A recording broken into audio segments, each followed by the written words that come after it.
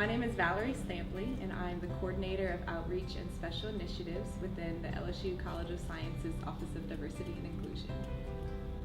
A big part of my job is coordinating our outreach programs. I also do some administrative duties, but within our outreach we have K-12 outreach, which is our Go Science Explorations program.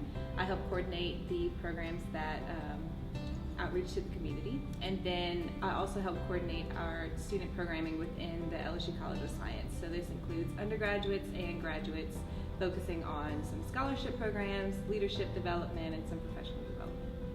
When I was hired as the outreach coordinator for the LSU Museum of Natural Science, my role was to basically be the main public face of the museum. And so this included managing our communications through our website and social media, doing field trips for students, and also different public groups like the Diverters Association or something like that. So I did behind the scenes tours, I did activities and educational programs within the museum. I also created some outreach programs myself, and then I was also in charge of doing community events. So I would travel around the South Louisiana area and bring specimens to try and get the word out about what we did at the museum to a greater audience. Yeah, I really like creating programs that could help incite a curiosity or foster an existing curiosity, and to connect people with nature and science, because that is all around us. Science is in a lot of what we do. Being a human in nature is, to me, important, noticing the nature around us, and so I want people to notice that, be excited about it, and sharing my excitement with them is my favorite part. I was a student before I was hired at the LSU Museum of Natural Science, and when I was hired, there was a gap in the educational and outreach efforts that was going on. Before me, we had somebody running that, but then they got into a new position and there was a big lull in the amount of outreach that we were doing. So I was tasked with kind of building that back up, not from scratch since there was something before, but just making our presence known, having more offerings towards the public. So the first program that we wanted to bring was Special Saturdays, because that one existed in the museum's past. We were working on grants to reboot the Special Saturdays program. So Special Saturdays is a program focused towards kids ages 5 to 10, maybe a little bit older, and where we invite speakers within the natural history community to give a short, fun talk to the kids, and then afterwards there's activities that support the talk. So the museum is a small space, and so something that I added to the program that wasn't there before was to have a display table that would support the talk. So if there was a scientist that was from the museum who wanted to talk about, let's say, birds, then we would bring out some bird specimens for the kids to touch, and or maybe not touch, but to interact with, learn about while we set up for the craft. And so for me, it was a functional piece that allowed the kids to get out of the way so we could set up for the craft, but it added a learning experience as well. If they weren't part of the museum, then we had maybe field equipment or clothing that they would wear, so that way the kids could see like what it was like to actually work in the field, what kind of equipment these scientists use. And so we had about 8 to 9 speakers a year who would come in, do their 20-minute talk, and then have some sort of arts and crafts to relate to the talk. So that was our K-12 outreach, and that was going really well. But we wanted to do something for people who weren't able to attend the museum or to visit the museum during our regular hours. Since this is a small museum that focuses more on research rather than like exhibits, the museum was only open Monday through Friday, 8 to 4 p.m. So if you worked a normal 9 to 5, those hours didn't work with your schedule. Me and Vivian Chua, who was a graduate student with me at the time that I was a graduate student, we came up with Night at the Museum. So this was a program that was after hours, twice a semester, for the museum to open up its collections to the general public. So this was not an age-focused event. We had people from toddlers to come with their families, all the way up to the older population. And the basic idea was it was an open house. So we would have display tables out with different themes. So let's say the mammal lab was hosting a night at the museum in September.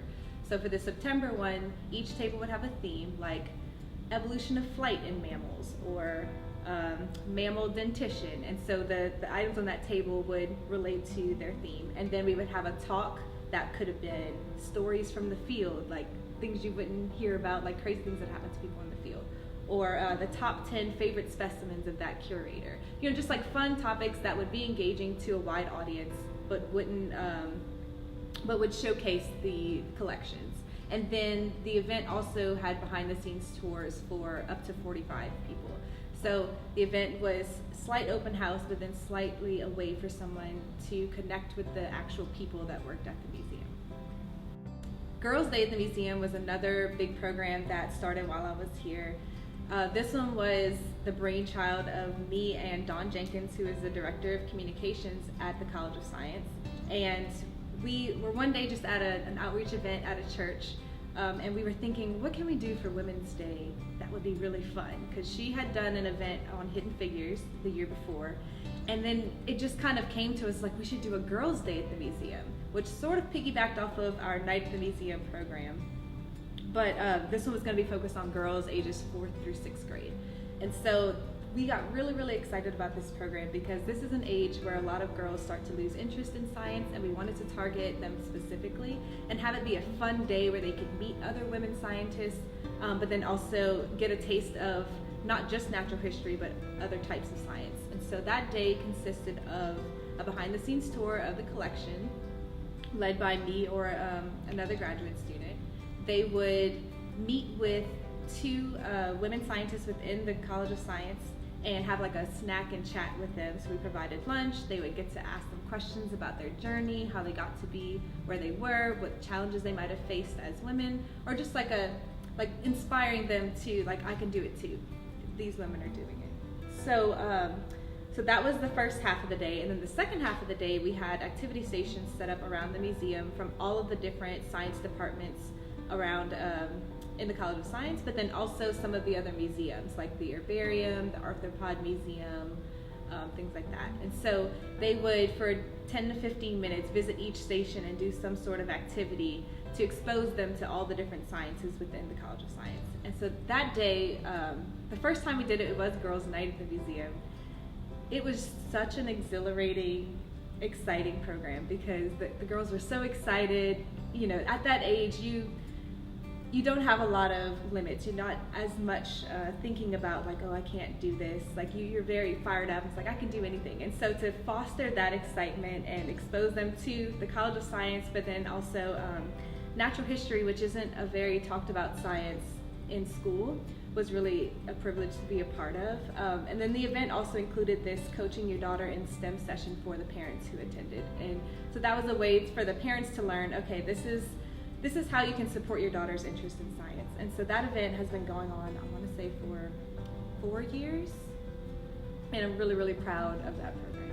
Museums now are moving more towards interactive exhibits, so not as much like looking at the diorama and reading the plaque, more like how can I interact with this exhibit. So we didn't want to destroy the exhibits that were already here because they're really amazing. So we wanted to find a way to add to the exhibits that would promote this interactive element, but keep the existing like historical exhibits. So we wrote this grant to the LSU Sustainability Fund. This is supported by student fees, and they support projects that would help sustainable ideas. So we came up with having these iPads where you can click on the diorama on the iPad and then learn about each animal or plant that's inside the exhibit. So once we found out that we got the grant, I enlisted the help of many graduate students to divide and conquer all of the animals and plants that are in these exhibits, because there are over 100 of them. And so we all took a group of animals and plants and researched what they looked like, where did they live, what type of like fun facts could we include. And so within the iPads, you're able to click on the exhibit that you're interested in, find an animal or plant within the silhouettes, and then learn more about them. We even tried to include sounds and photos, and so it was a really collaborative project, but something that I'm also really proud of because it brought a little bit of modernness to the exhibits without taking away its charm. So I did my undergraduate degree at LSU, And when I first learned about the museum, I walked inside and was just amazed at the dioramas. I'd never seen dioramas before in my life.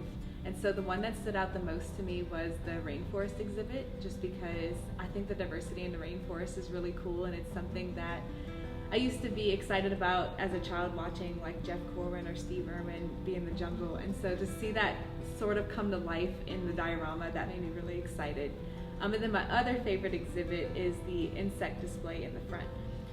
I think insects, just the diversity of insects, is really amazing and cool, and to see them all displayed all in one area was just really cool to me. So those are my two favorites. So growing up, there were a few careers that I was interested in. I would say the very first thing I wanted to be was a teacher. When I was younger, I just loved how they had everything organized and were like in charge of the classroom, and I have a little sister, and I love to teach her everything that I learned in class. So the first thing that I wanted to be was a teacher.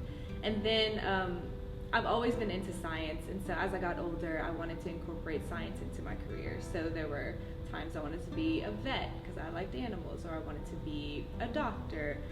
There was even a time where we had to dress up for career day, I want to say maybe 6th grade, and I came as a zoologist because I learned what a scientist who studied animals was called. And so my idea was to wear a lab coat and bring a stuffed animal, and I was a zoologist.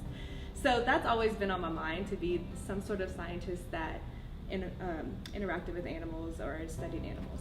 But then whenever I came to college and started to get experience with that, I realized that my passions weren't so much in the research part of it, but was about telling people about the amazing science that's going on.